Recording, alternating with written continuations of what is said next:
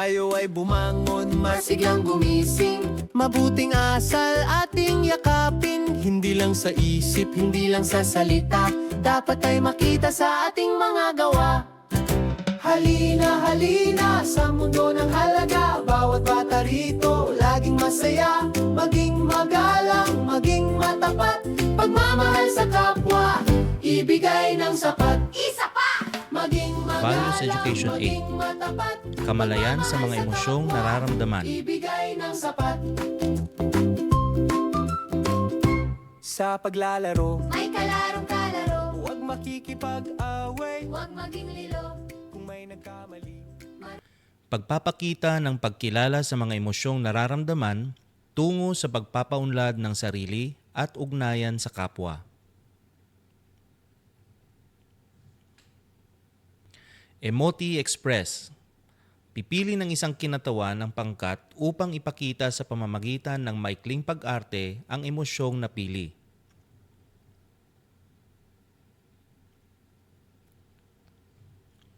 Suriin natin. Madali ba o mahirap ang emosyon sa bawat sitwasyon? Bakit? Pare-pareho ba ang naging reaksyon ng bawat pangkat sa iisang sitwasyon? Ano ang ipinapahiwatig nito tungkol sa individual ng pagkakaiba ng tao? Paano nakakaapekto ang agarang pagpapakita ng galit o takot sa iyong kakayahang mag-isip ng tama?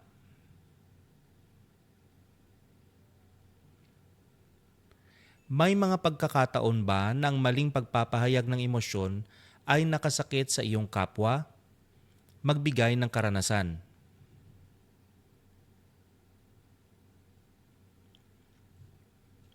Pag-aralan natin.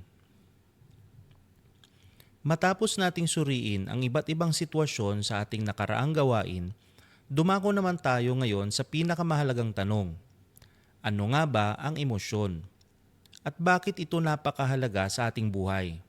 Ang emosyon ay ang natural at kusa na pakiramdam ng tao bilang tugon sa isang partikular na sitwasyon, tao o pangyayari sa ating paligid. Ito ang nagbibigay kulay sa ating pang-araw-araw na karanasan. Ang kahalagan ng emosyon sa sarili at kapwa. Bakit kailangan nating kilalanin ang ating mga nararamdaman? May dalawa itong pangunahing dahilan. Una, para sa pagpapaunlad ng sarili. Ang pag-unawa sa kung bakit ka malungkot, galit o takot ay ang unang hakbang upang hindi ka madaig ng iyong damdamin. Ito ang tinatawag nating emotional awareness. Pangalawa, para sa ugnayan sa kapwa. Kapag marunong tayong magbasa at umunawa sa sarili nating emosyon, mas nagiging madali para sa atin na magkaroon ng empathy o makiramay sa nararamdaman ng ibang tao. Iniwasan nito ang hindi pagkakaunawaan at nagpapatibay ng ating pakikipagkapwa. Ang pagpapahayag at ang gabay ng isip at kilos-loob. Tandaan natin, walang maling emosyon. Normal lang ang magalit kapag ikaw ay naagrabyado. Normal lang ang malungkot kapag may kabiguan. Ngunit tandaan natin na ang emosyon ay dapat laging ginagabayan ng ating isip at kilos-loob. Ang isip ang nagtitimbang kung tama ba ang ating nararamdaman at ang kilos-loob naman ang nagpapasya kung paano natin ito ipapahayag sa paraang hindi makakasira sa sarili at hindi makakasakit sa kapwa.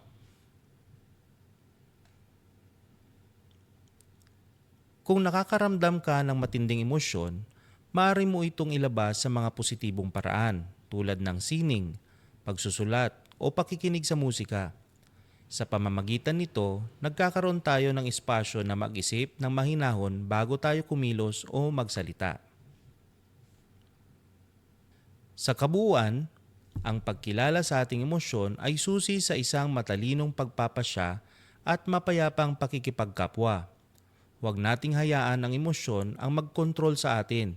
Sa halip, gamitin natin ang ating isip upang pamahalaan ito ng wasto.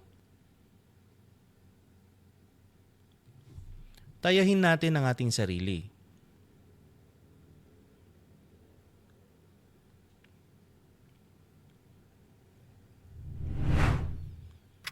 Una, ang emosyon ay palaging masama kaya dapat itong itago o supilin.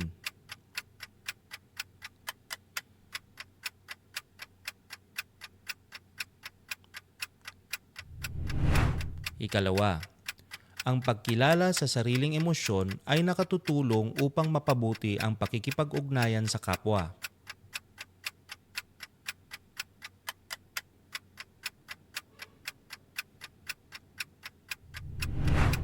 Ikatlo, kapag galit ang isang tao, natural lamang na manakit siya ng kapwa at wala siyang pananagutan dito.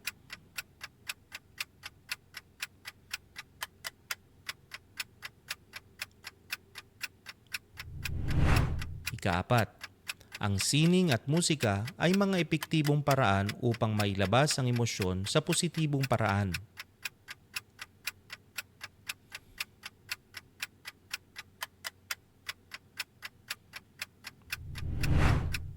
Ang isip at kilos loob ay dapat magkatuwang sa paggabay sa ating nararamdaman.